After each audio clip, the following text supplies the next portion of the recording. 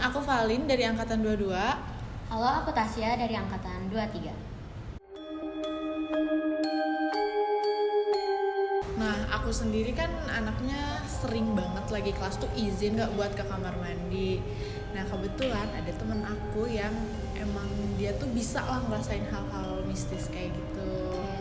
Satu hari ada kelas, kita tuh dari pagi sampai sore, sampai jam 4 sore. Tuh kampus udah sepi banget kan. Iya. Kayak, siapa sih yang mau kuliah sampai sore gitu. Semangat sih. Nah, terus habis itu kelas jam 4 sore itu dia izin buat ke toilet. Kebelet juga kayaknya, tapi di situ posisinya dia sendiri ke toiletnya. Nah, abis itu ya udah dia buang air kecil kayak biasa. Pas dia udah selesai mau di celana, tuh kan sepi nih ya kampus. Ada suara ngebuka pintu kamar mandi di luar itu. Dia pikir ya udah orang biasa. Terus pas dia lihat kok kayak ada nih, kalau misalnya toilet di kampus tuh kan bawahnya ada kotak gitu ya, kayak bolong gitu, apa ventilasi. ya kayak ventilasi tapi kayak bisa buat ngeliat orang keluar gitu kan. Ada orang yang jalan terus ada kain panjang gitu putih. Oh my god.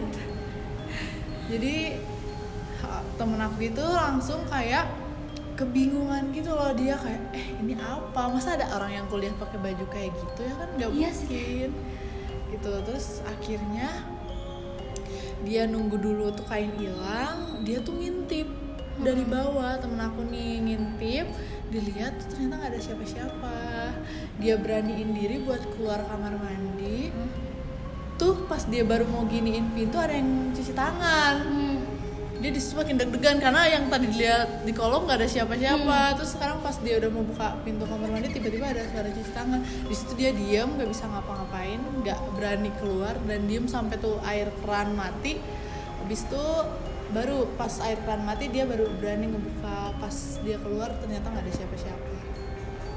Serem banget sih teh. Terus dari situ akhirnya dia lari ke kelas gitu. Tapi dia kayak lihat kain panjang itu kayak shock ya. Iya, di kamar mandi dia lagi mau pakai celana nih. Terus lihat apaan tuh? Ya udah, masa ada orang yang kuliah pakai Sumpah baju? gak make sense banget kan. Gak make sense banget kan. Makanya di dunia kampus gitu, di perkuliahan siapa sih yang mau kuliah kayak pakai baju kayak gitu? Akhirnya dia ngibrit ke kelas terus ngos-ngosan. Akhirnya diam, nggak cerita dulu sampai kita pulang baru dia cerita. Oh iya teh, ngomong-ngomong yang cerita teteh di WC itu sebenarnya kayaknya semua WC gak sih kayak pasti serem. Iya, karena WC lembab kan, tempat-tempat. Mau di rumah, mau di kampus, mau dimanapun kan kayak hawanya tuh beda aja gitu. Betul. Nah, waktu itu aku juga punya cerita nih teh, kejadian di WC. Tapi ini kayak gak seserem teteh sih. Tapi mungkin ini kayak apa ya, halusinasi aku aja mungkin. Tapi ini wewangiannya Kecium gitu, aroma iya. tidak sedap biasanya kalau di Yes. WC kan. Yes. Jadi waktu itu aku ada acara nih di salah satu gedung, dan gedungnya tuh di atas Di kampus daerah. kampus. Nah, WC-nya tuh cuma ada di bawah. Nah, aku sendiri izin keluar untuk ya kebelet lah gitu. Terus pas turun tuh kayak emang udah karena ada lorong-lorong gitu teh. Jadi kayak Gelap. sendiri gelap, emang udah sore juga nih. Jadi parno aja. Iya, parno aja udah. Pas masuk tuh kayak aman-aman aja, udah tuh. Pas mau cuci tangan di depan kaca kayak ngerasa kayak Ada. bukan ada sih, tapi emang kecium wangi anyir. Ya. Padahal sepi WC itu. Padahal nggak ada sepi. siapa-siapa. Dan awalnya aku tuh ngelihat si WC tuh ada 2. Aku tuh masuk yang pintunya kebuka karena aku ngira sebelahnya itu ada orang. Dan ternyata emang nggak ada orang. Kalau misalkan pemikirannya gini loh teh, kayak kalau aku ke dalam dan si orang ini keluar, Pasti ada suara pasti juga. ada suara pintu kan buat buka pintu gitu. Nah ini tuh nggak ada, aku keluar tuh ini si pintu yang sebelahnya udah kebuka, udah dan kebuka. tiba-tiba bau anjir gitu aja. Di situ kamu keadaannya lagi menstruasi? Enggak. enggak. Aku juga lihat, aku mikir kayak takutnya ada pembalut yang lain-lain gitu di tong sampah.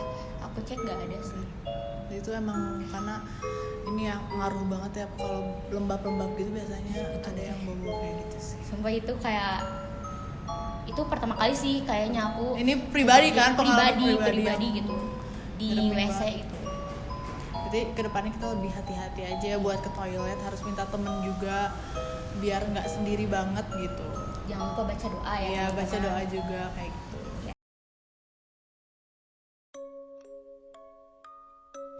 Jadi aku ada cerita lagi, tapi dari temen aku lagi, karena balik lagi alhamdulillahnya aku tidak bisa merasakan hal-hal yang seperti itu. Jangan sih, jangan iya, sampai. amit-amit lah ya. Iya. Jadi ini ceritanya emang udah agak lama di kampus kita juga.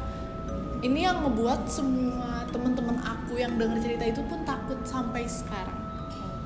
Karena itu kebayang-bayang. Meskipun kita nggak lihat, diceritain pun jadi kebayang-bayang gitu. Jadi ceritanya gini, ada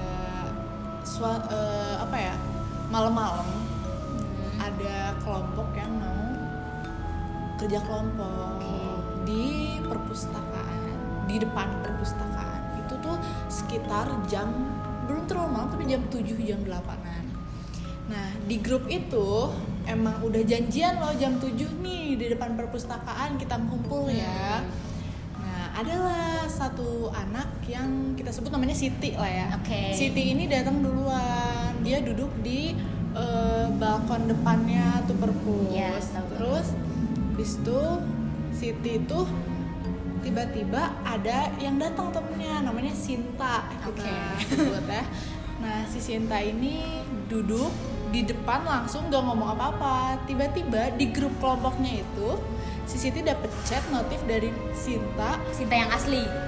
Iya, Sinta itu katanya dia bakal telat datangnya. Oh my god. Oh my god. Yes, dan di situ Siti langsung istighfar dong dalam hatinya. Dia deg-degan banget karena siapa ini yang di depan mukaku. Terus dia lagi istighfar sambil main HP, tiba-tiba yang depannya kayak gitu, astagfirullah kayak gitu.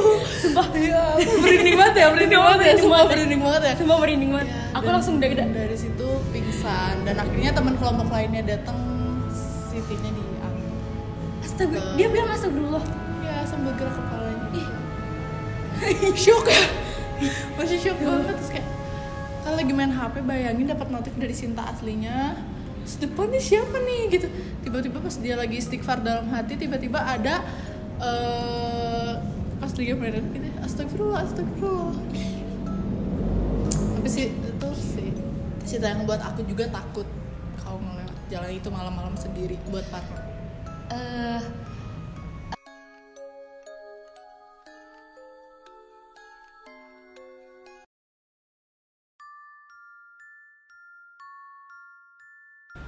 Oh iya Teh, jadi aku juga punya cerita horor selanjutnya nih.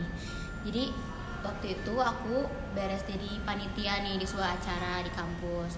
Terus pulangnya tuh agak malam ya, jam 9-an. Pasti capek banget nih. Capek banget sih Energinya Teh. udah kekuras banget.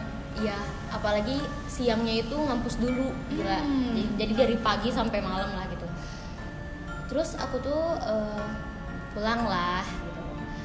Terus lihat, jadi posisinya tuh rumah aku dan ini rumah tetangga aku, agak jauh sih pokoknya. Terus aku tuh lihat kenapa ada yang nengok, bukan nengok, kayak ada yang nongol gitu loh. Di antara rumah tetangga dan Enggak, jadi ini rumah aku, ini rumah tetangga aku. Jadi si ada lahan kosong. ada lahan kosong. Nah, si lahan kosongnya tuh dekat kamarnya si tetangga ini. Jadi jendelanya tuh langsung ke jalan gitu Teh, langsung ke kebun itu. Posisinya tuh aku mungkin karena capek ya, jadi kayak aku juga kayak mikirnya asal lihat meureun gitu ya. Nah, ada sosok putih lagi ngintip ke kamarnya si tetangga itu di jendelanya. Dan kamu ngelihat itu. Dan aku ngelihat itu. Aku ngelihat kayak itu mungkin karung ya. Iya. Aku itu sama sekali gak mikir itu hantu. aku mikir itu karung atau enggak apa, aku deketin, ternyata emang nggak ada kakinya. Seriusan? Demi Allah. Ngapu. Iya, dan nggak ada kakinya. Terus ada mukanya nggak? Enggak, untungnya aku tuh kayak baca doa gitu loh. Untungnya gak malik kan, teh kalau malik gak tahu gimana. Nggak tahu tuh keadaannya gimana ya. Iya. Agak Dan ngeri ya. itu aku langsung ya ngibrit ke dalam rumah sih. Langsung lari kan di Lari. situasi kayak gitu. Gila sih itu. Tapi emang kalau misalnya kita lagi capek-capek dari kampus tuh harus banyak istirahat karena energi kita keserap, dan hal-hal yang kayak gitu kan tahu ya kalau energi kita lagi turun tuh pasti ada di sekitaran kita gitu. Betul. Dan Teteh tahu plot twistnya apa? Apa? Keesokan harinya Aduh, deg-degan nih. si pemilik rumah itu meninggal. Innalillahi. Really? Really? Ini merinding banget. Really? Aku nggak tahu ya, tapi nenek aku yang tahu apa sih ya, yang tahu tentang hal mistis kayak gitu, katanya itu emang ada yang guna-guna gitu.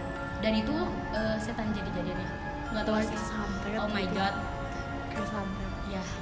Jadi kayak kan biasanya setan kalau kelihatan orang dia tuh sial gitu gak sih teh? Oh iya pernah dengar Iya. sih katanya. Nah, plot twistnya tuh gak tahu si yang pemilik rumahnya yang Masih merinding loh. si yang pemilik rumahnya yang main Yang kayak gitu, ya, main yang kayak santet, gitu atau enggak ada yang- dikirim. ya dikirim. Nih ngedengar cerita kamu tadi lagi capek banget, kayaknya keserap juga energinya. Aku juga punya cerita. Jadi waktu itu aku juga sama lagi capek. Di situ aku sih temen aku itu yang ngalamin, tapi aku pun ngerasa sedikit hal yang kayak gitu ada di posisi aku. Jadi kita bertiga tuh habis beres olahraga, pulang malam sekitar jam 8-an lah, pas tempat olahraganya itu tutup. Ini di daerah kampus juga. Terus dari itu kita tuh niat mau beli makanan dulu, jajan dulu nih. Dan di situ tuh kita iseng nyari tempat yang bener-bener kayak serem, banyak pohon, sunyi, yang jarang banget orang lewatin. Iseng aja lewat situ. Terus udah aja biasa aja jalan-jalan bertiga. Tiba-tiba nih teman aku tuh jahil terus kayak, tuh lihat ada apa. Terus kayak kita berdua nih nggak mau ngeliat kan, karena kita tahu bercanda. Pas nih temen aku yang sebelah aku yang nggak mau ngeliat itu, dia tuh beneran ngeliat katanya. Jadi mereka berdua tuh emang bisa lah hal-hal kayak gitu, bisa ngerasain. Nah pas karena kesel temen aku yang dibercandain itu, terus dia kayak gini nunjuk, tuh lihat aja ke tembok katanya, tembok sebelah sana gedung. Ada yang merangkak warna merah. Terus habis gitu temen aku yang jahil tadi pertama itu jadi gak mau bercanda lagi, karena katanya beneran ada yang merangkak di tembok fakultas, salah satu fakultas di sini. Yang si jahilnya itu pun lihat. Iya lihat, dan aku nggak ngeliat karena aku nggak mau nengok dan aku nggak bisa ngerasain hal kayak gitu. Cuman aku ngerasain merinding aja kayak gitu sih. Di situ posisinya kita lagi capek, terus beneran aja ada yang ngerangkak di tembok kata. Apakah Teteh lari? Kita nggak ada yang lari, kita malah diam karena kita kaku badannya, jadi nggak bisa gerak, gak tau Tapi kenapa. emang langsung kaku Dingin gitu ya? iya, jadi kaku jalannya pelan-pelan kayak gitu sih. Jadi pesan untuk teman-teman di rumah, jangan jahil ya. Jangan jahil. Jangan Di sompral, jangan jangan jahil. sompral di tempat-tempat Ya. sepi, gelap kayak gitu, jangan sompral.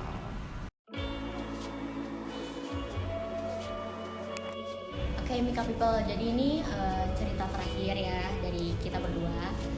Mungkin akan diakhiri oleh saya ceritanya ya. Jadi waktu itu aku diceritain sih teh sama teman aku. Jadi teman aku tuh dulu ikut kepengurusan gitu di sebuah kampus ya, dan lagi ngebimbing maru ya. Lagi kaderisasi ya? Ya, lagi kaderisasi. Dan tiba-tiba kan lagi apa sih, pengenalan kampus gitu lah. Lagi keliling-keliling tempat yang ada di kampus. Tur kampus. Tur fakultas sih. Terus lewatlah kamar mandi. Lihatlah kamar mandi. Terus kan kamar mandi tuh ada 2. Nah, pas lihat yang kamar mandi kedua tuh dia lihat ada kakek-kakek mukanya retak. Itu di kamar mandi cewek. Itu siang-siang. Itu siang-siang, ya lagi masa orientasi sih kan. Tapi dia emang anaknya bisa ngeliat Iya. dan ngerasa Ya, kayak gitu sih. emang sangat sensitif banget orangnya sih. Dan balik lagi ceritanya di kamar mandi. Yes. Oh iya. Berarti Sumpah aku nggak loh. Iya. kamar mandi Sumpah kamar mandi itu tempat terangker guys. dan jangan somprot, jangan Ya. apa. Nah, dia itu lihat kakek-kakek mukanya retak dan kayak udahlah dia lupain. Tapi si Maru ini belum cerita nih ke katingnya, lagi lihat-lihat doang, kayak langsung terdiam dan dia tuh emang kayak lelet gitu. Hei, digituin sampai digituin sama si teman aku teh. Ya langsung lah. Kenapa kamu diem dulu tadi? Enggak. Kayak gitu. Terus dibawalah si itu teh karena dia merasa pusing, sakit. Dibawalah dipisahin. Terus lagi di istirahatin, dikasih minum lah gitu. Tiba-tiba dia ngomong, sebenarnya tadi aku lihat kakek-kakek mukanya retak, banyak darahnya. Oh, ada darah. Dan itu kayak yang gini loh teh. Dia ngeilustrasiin. Jadi si teman aku ngeilustrasiin si Maru itu. Ngeri banget lagi. Jadi temen Banyak aku, kayak aku gitu. malah pesan ya, sorry. Jadi kayak Minta mungkin- tolong. Ya. Plot twistnya itu minta tolong. Dan tiba-tiba dia ngerasa ada bau amis tiba-tiba masih di sekitar kampus. Itu keadaannya masih terang dan masih apa ya teh, rame gitu keadaan kampus tuh. Tiba-tiba dia lihat kepala Jatuh. Dia doang yang lihat. dia doang yang lihat, yang si sensitif itu. Jadi kayak keliling-keliling langsung gitu. Langsung Panik ya, iya, panik. teman aku kan nanya langsung, kenapa? Kita ganti tempat. Kata si Marunya. Sensitif banget ya berarti. Kan kita pindah tempat. Pindah lah. Nggak nanya dulu tuh ya, teman aku tuh. Ya mungkin masih shock ya. Terus pas udah pindah tempat, aku lihat kepala katanya. Dan si Maru itu dianterin ke rumah sama si Kakak. ya kakaknya ini sama temen aku. Terus ternyata si Maru ini cerita ke teman aku, ternyata ada yang mau minta tolong kakek-kakek itu teh. Dan emang tahu nggak sih teh, diikutin sampai rumah. Serius. Dan itu sampai manggil ustad. Tapi nggak kerasukan apa. Nangis doang. Ya, Mungkin karena shock Iya, lihat. berat. Dan itu plot twistnya itu si kepala itu tuh si kepala kakek-kakek yang retak tadi guys. Emang agak ngeri ya kampus-kampus ini kalau diceritain. Dimanapun kalian berada pasti aja sih hal kayak gitu tuh pasti ada di lingkup kita. Jadi intinya dari aku sih yang pertama nggak boleh sompral dimanapun kita berada, dan yang kedua pasti kita harus berdoa terus, ya kan Tasya? Betul, kita juga harus jaga sopan santun ya guys. Ya, sikap ya. Segitu aja sih dari kita. Sampai jumpa lagi Pika People.